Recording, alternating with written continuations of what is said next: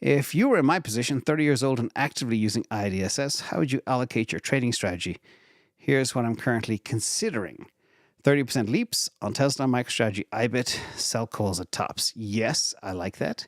30% pair trading, Tesla, MicroStrategy, NVIDIA, and VDS, which is the short version of NVIDIA for PTOS, pair trading on steroids, 4-hour and 1-hour charts. Yeah, you can even go fast, like 15-minute on the PTOS, so check that out too.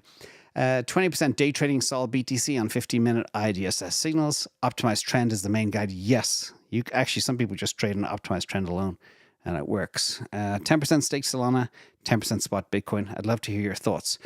Well, you are extremely similar to me on many of these things. Obviously, if you've watched me for 3 years. But I do want to talk about one thing first before we get into your strategies and what I would do even at 30 years of age. First of all, Stanley Druckenmiller. He's one of the people that I look to and have analyzed for decades now. And he has been very, very successful in the markets. Okay. But preservation of capital, do not forget this. Do not forget this. However, the way to build superior long-term returns is through preservation of capital and home runs. Those two combined, especially the first part. It takes a lifetime to make it and a second to lose it. Remember that. And when you have tremendous conviction on a trade, you have to go for the jugular.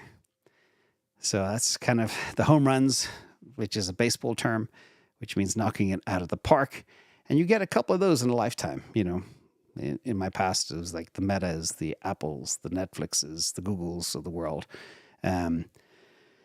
They can really be life-changing. And this is what I did with MicroStrategy a few years ago because I felt strongly about this opportunity and it's been beyond a home run. But I do want to stress as well, I always say this, 80% should be your hodl bag, things you hold long-term, and 20% a trading bag. You're way too heavy on the trading stuff. So what I would do is up the spot. So for example, if imagine I have a position in Tesla, half will be leaps.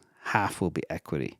Okay, no more than half. That's why. And I also go heavy on leaps in bear market bottoms and very sparingly at cycles like this when it's already very high. So that needs to go up.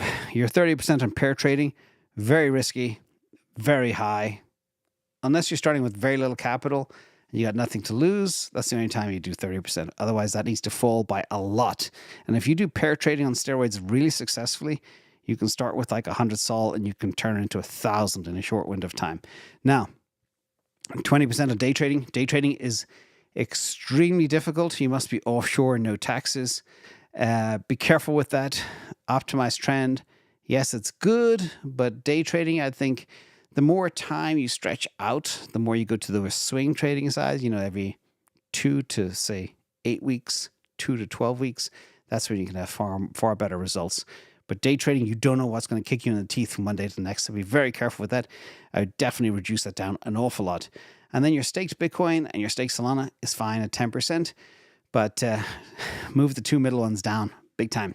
And I like the way you're thinking. And again, paper trade first till you find you're proficient. You're doing way too many strategies, first of all. Unless you can do this full time, you're doing way too much. So scale back. Find one thing that works for you and be very patient. Very patient. Think of one of the examples I like to use. Imagine you've got 3 rocks in your pocket. Okay, 3 rocks. And you can only make 3 trades per month. You make sure they matter. It's like you're a sniper and you got 3 bullets.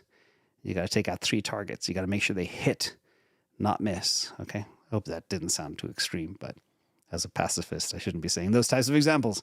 Anyway, keep up the good work. Let us know how it goes.